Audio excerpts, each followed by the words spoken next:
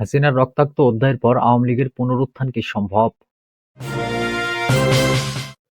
কুকুর মৃত্যু স্বাভাবিক ছিল না, এর রহস্য উদ্ঘাটন করা হবে বললেন ডাক্তার জাহিদ। ইত্যাদিতে বিএনপির মহাসচিব মির্জা ফখরুল ইসলাম আলমগীর সহ উঠে আসবে নানা অজানা বিষয়। চীনের সাথে আমাদের সম্পর্ক আরও সুদৃঢ় হোক বললেন জামায়াতের আমির। এতক্ষণ শুনছিলেন সংবাদ শিরোনাম, এবারে বিস্তারিত। হাসিনার রক্তাক্ত অধ্যায়ের পর আওয়ামী লীগের পুনরুত্থান কি সম্ভব?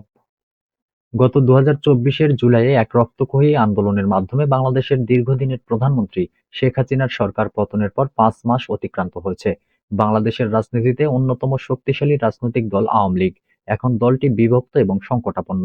দলটির অনেক নেতা যেখানে ব্যর্থতার দায় এড়াতে ব্যস্ত, সেখানে তৃণমূল পর্যায়ের কর্মীরা জবাবদিহিতা ও পরিবর্তনের দাবি তুলছেন। উল্লেখ্য, 2024 সালের 1 জুলাই শুরু হওয়া ছাত্র নেতৃত্বাধীন প্রতিবাদ আন্দোলন সাবেক প্রধানমন্ত্রী শেখ হাসিনার 16 বছরের শাসনের অবসান ঘটায়। এই আন্দোলনের কেন্দ্রবিন্দু ছিল সরকারের কঠোর নীতিমালা ও জনবিচ্ছিন্ন সিদ্ধান্ত। আগস্টের 5 তারিখে সহিংসতার শিকার হয়ে 834 জন নিহত এবং 20,000 জন আহত হন। আন্দোলনের চূড়ান্ত দিনে সাবেক প্রধানমন্ত্রী শেখ হাসিনা এবং তার বোন শেখ রেহানা গণভবন ছেড়ে একটি সামরিক হেলিকপ্টারে ভারতে পালিয়ে যান এবং এখনও ভারতে অবস্থান করছেন। আওয়ামী লীগের অনেক বর্ষীয়ান রাজনীতিবিদ ও নেতারা এখনো দলীয় ব্যর্থতার দায় স্বীকার করতে অস্বীকৃতি জানাচ্ছেন। দলের একজন যুগ্ম সাধারণ সম্পাদক এই পতনকে একটি আন্তর্জাতিক ষড়যন্ত্র বলে আখ্যায়িত করেছেন। তবে তৃণমূল পর্যায়ের অনেক কর্মী তাদের নিজেদের দল থেকে বিচ্ছিন্ন ও অবহেলিত সে কথা প্রকাশ করছেন।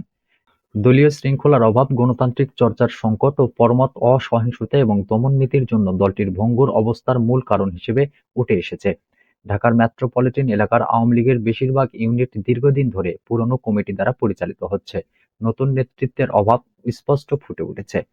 এই আন্দোলন, যা জুলাই বিপ্লব নামে পরিচিত, তা কোটা সংস্কারের দাবিতে শুরু হয়েছিল। পরে তা হাসিনার সরকারের দমননীতি ও ক্ষমতার অপব্যবহারের বিরুদ্ধে একটি বৃহত্তর আন্দোলনের রূপ নেয়। ছাত্র জনতার দাবির আন্দোলনে আইনশৃঙ্খলা রক্ষাকারী বাহিনীর গুলিতে একজন ছাত্রনেতা আবু সাঈদের মৃত্যু থেকে উত্তেজনা বাড়তে থাকে। এই আন্দোলনের অন্যতম প্রধান দাবিগুলোর মধ্যে ছিল মানবাধিকার লঙ্ঘনের বিচার এবং নিরপেক্ষ নির্বাচনের আয়োজন।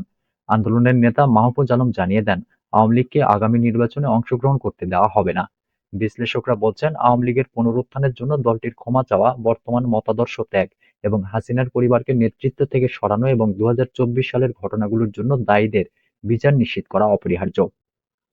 দলের তৃণমূল পর্যায়ের কর্মীদের অনেকেই মনে করেন আওয়ামী লীগের পুনরুত্থান সম্ভব, তবে এর জন্য দলের জনসংযোগ, নেতৃত্ব এবং গণতান্ত্রিক চর্চা পুনর্গঠন করতে হবে।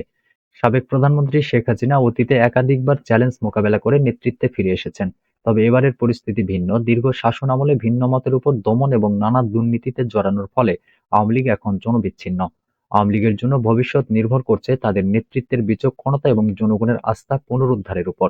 এখন দেখার বিষয়, দলটি কি অতীতের ভুল থেকে শিক্ষা নিয়ে নতুনভাবে গড়ে উঠতে পারবে, নাকি এটি বাংলাদেশের রাজনৈতিক ইতিহাসের এক অধ্যায় হয়ে রয়ে যাবে। কোকোর মৃত্যু স্বাভাবিক ছিল না, এর রহস্য উদ্ঘাটন করা হবে বললেন doctor Zahid. BNP chairperson Khaleda জিয়ার ছোট ছেলে প্রয়াত আরাফাত রহমান কোকোর মৃত্যু স্বাভাবিক ছিল না জানিয়ে বিএনপির স্থায়ী কমিটির সদস্য ডাক্তার এ.জেড.এম জাহিদ হোসেন বলেছেন, এই মৃত্যুর রহস্য উদ্ঘাটন করা হবে। এর সঙ্গে জড়িত যারাই থাকুক তাদের আইনের আওতায় আনা হবে। লন্ডনের একটি রেস্টুরেন্টে Arafat Rahman cocoa Memorial trust আয়োজিত এক দোয়া মাহফিলে প্রধান অতিথির বক্তব্যে তিনি এসব কথা বলেন। ডাক্তার জাহিদ বলেন, আরাফাত রহমান কোকো কোনো রাজনৈতিক ব্যক্তি ছিলেন না। তিনি ক্রীড়াঙ্গনে একজন মেধাসম্পন্ন ব্যক্তি ছিলেন। তার সাংগঠনিক দক্ষতার কারণে আজ বাংলাদেশের ক্রিকেট সারা পৃথিবীতে একটি পর্যায়ে চলে এসেছে। এ অবদান তাকে বাদ দিয়ে অন্য কাউকে দেওয়া হলে সেটি ইতিহাসকে বিকৃত করা হবে। তিনি বলেন, আরাফাত রহমান কোকোকে শারীরিক ও মানসিকভাবে নির্যাতন করা হয়েছে। তার মৃত্যুকে আমরা কখনোই স্বাভাবিকভাবে নিইনি এবং এখনো নিচ্ছি না। কাজেই আমরা এটা খুঁজে বের করার চেষ্টা করছি, এর মূল রহস্যে কি আছে। সে অনুযায়ী এর সঙ্গে সম্পৃক্ত যারাই আছেন তাদের আইনের আওতায় এনে কাঠগড়ায় দাঁড় করানোর জন্য আমরা বিএনপির পক্ষ থেকে সবসময় চেষ্টা করব। এ সময় দীর্ঘ 15.5 বছর ধরে যুক্তরাজ্যের সাধারণ মানুষ জিয়া পরিবারের প্রতি যে আন্তরিকতা দেখিয়েছেন, এজন্য তিনি কৃতজ্ঞতা জানান। ডাক্তার জাহিদ বলেন, এখানে অনেকেই আছেন যারা নিজ কানে শুনেছেন। আমি মেজর জিয়া বলছি। 26 এবং 27 মার্চ 1971 আমরা অনেকেই শুনেছি। কাজেই যারা আমরা শুনেছি তারা জানি, যারা পালিয়ে গেছে তারা দেশের স্বাধীনতা ঘোষণা দেওয়ার কথা ছিল, কিন্তু পালিয়ে গেছে, আবার কেউ আত্মসমর্পণ করেছেন। আর যে মানুষটি নিজের 2টি নাবালক শিশুর কথা ভুলে গিয়ে দেশপ্রেমের কথা চিন্তা করে নিজের সহধর্মিণীর কথাও মনে রাখেননি, শুধু সামনে এগিয়ে গেছেন দেশ ও দেশপ্রেমে সাড়া দিয়ে। নিজের পরিবারকে তুচ্ছ তাচ্ছিল্য করে মানুষের পাশে দাঁড়িয়েছেন।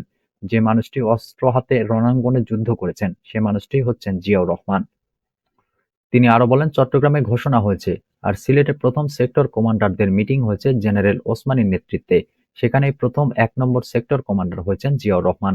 আবার সেখানে জেড ফোর্স গঠন করা হয়েছে, সেটার কমান্ডারও জিয়াউর রহমান।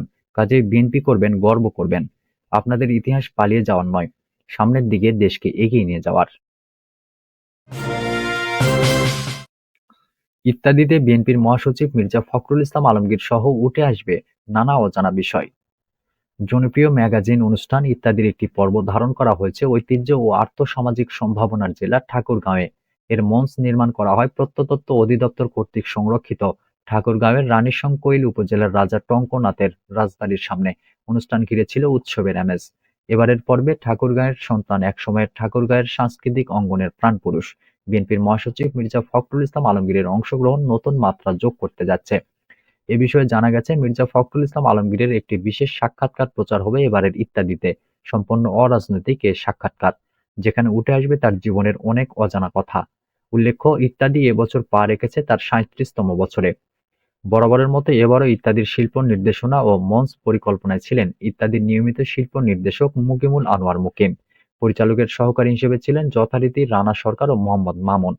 ইত্যাদির এই পর্বটি আগামী ৩১ জানুয়ারি শুক্রবার রাত ৮টার বাংলা সংবাদের পর প্রচারিত হবে বাংলাদেশ টেলিভিশনে। ইত্যাদির রচনা, পরিচালনা ও উপস্থাপনা করেছেন হানিফ সংকেত। নির্মাণ করেছে ফাগুন অডিও ভিশন। চীনের সাথে আমাদের সম্পর্ক আরও সুদৃঢ় হোক, বললেন জামায়াতের আমির।